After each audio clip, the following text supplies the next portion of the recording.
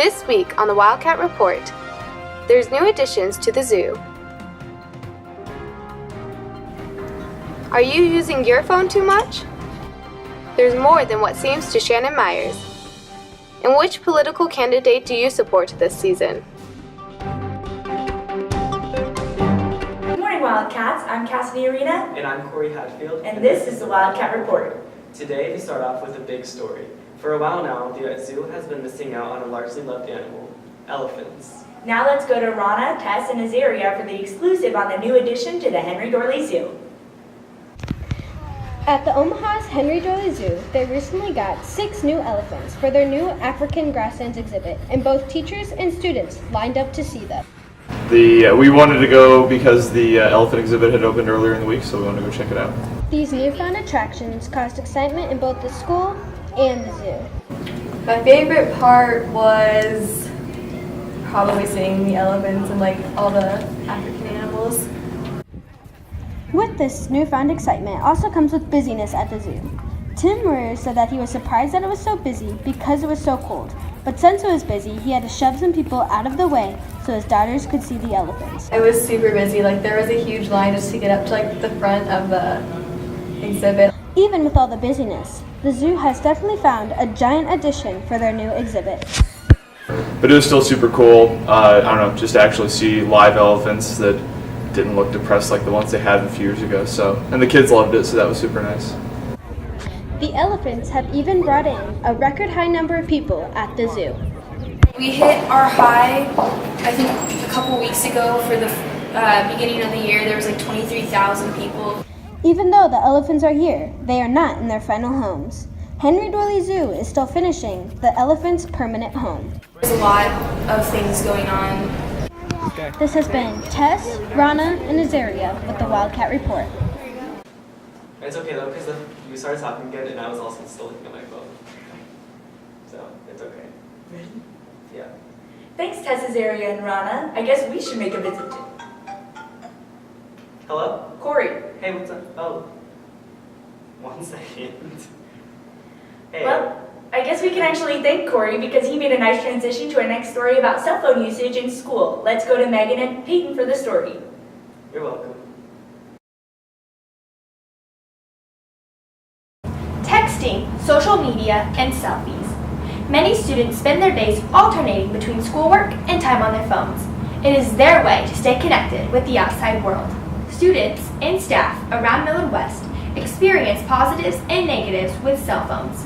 I think that the phone should not be used during class because that distracts students from their learning, but I also think that it's a valuable resource. I think there's a lot of classes that allow a decent amount of cell phone usage as part of the classroom. I also think there's some classes that maybe are a little bit too uptight. Each teacher at Millard West has their own policy on cell phones.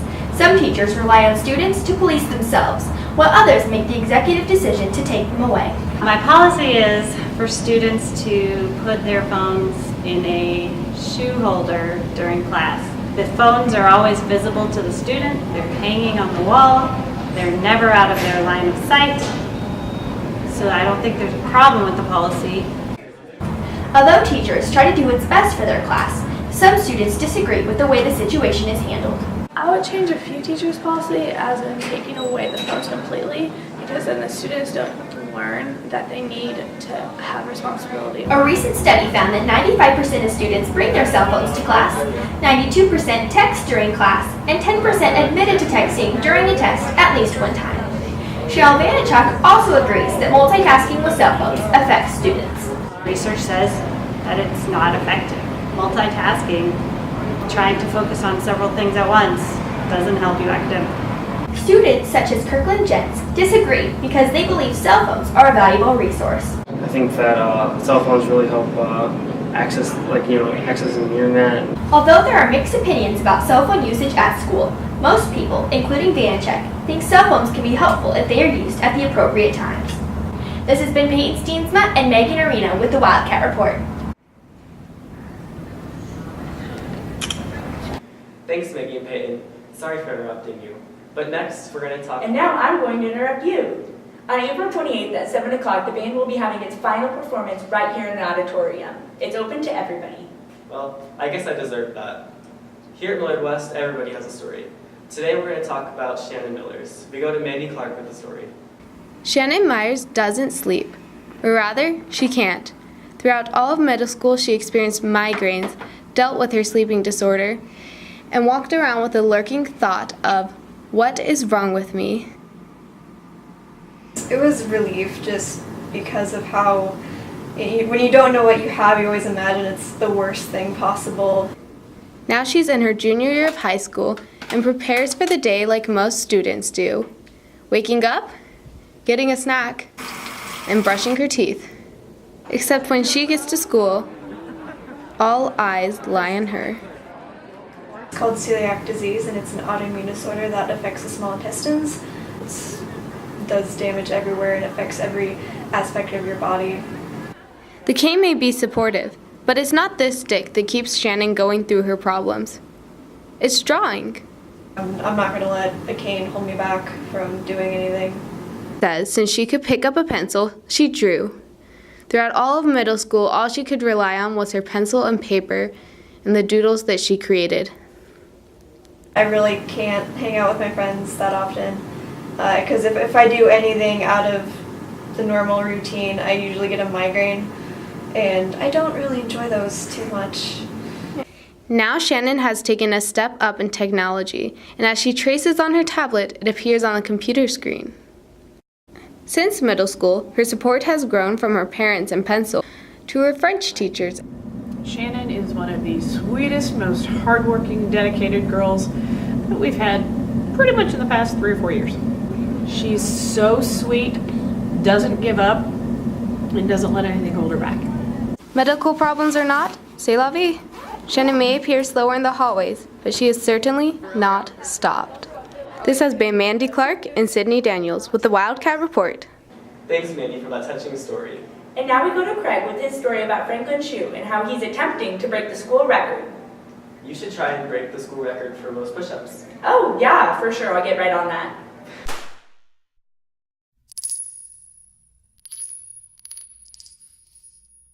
When the gun is off, sophomore Franklin Shue is running. This isn't new to the gifted mid-distance runner.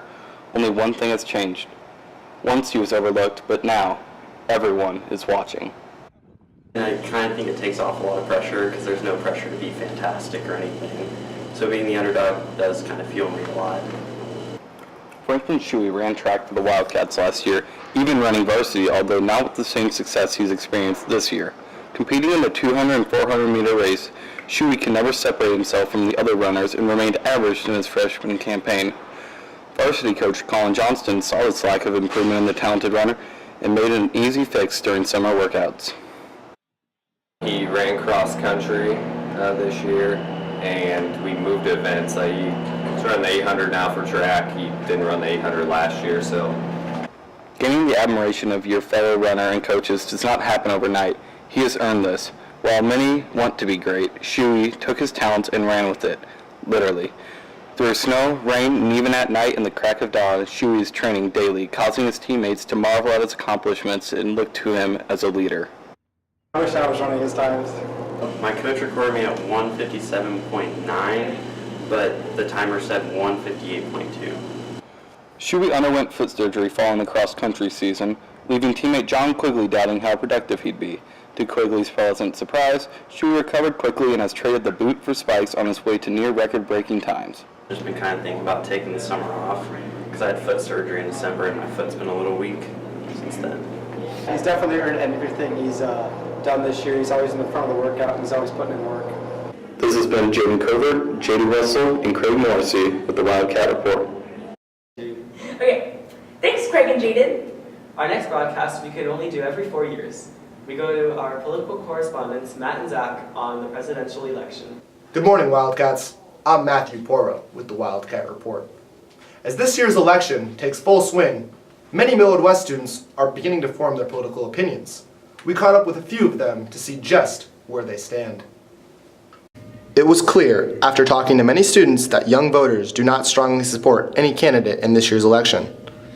I'm going to be honest, I don't believe that there is as good a candidate as Paul Ryan this year in this election, even though he's not running. What do you think about this year's presidential race? God, I think it's horrible and we don't have good candidates. Despite the lack of support from many students, they still stay involved and teachers have noticed. I can't think of a single year I've taught where we haven't had students that have volunteered for campaigns or worked for congressional offices. We're pretty engaged in the process. But when it comes to who will win the election, it's split down the middle. I do believe that the Republican Party will win this current election just because the current streak that our country has been going on is a switch between Democrat to Republican for about the past 20 years. I do believe that the power will switch in the presidency and that they will take the White House. My guess on who will win, I do believe that Donald Trump will actually take the presidency. I'm okay with the Democrats, but I don't like Hillary Clinton. Who would you be voting for if you could? Bernie Sanders. Politics at Millard West may seem like a small deal, but with many seniors being able to vote in this year's election, it's important as ever, and Mr. Hayes believes our ideas don't stray too far from our communities. The fascinating thing about Millard West politically is that in almost every single mock election we've ever done, the school is the perfect capsule representation of Douglas County. Like down to the 0.1%, the way the students vote seems to mirror the way the rest of the community votes. This has been Matt Porro and Zach Lanham with the Wildcat Report. That wraps it up this week.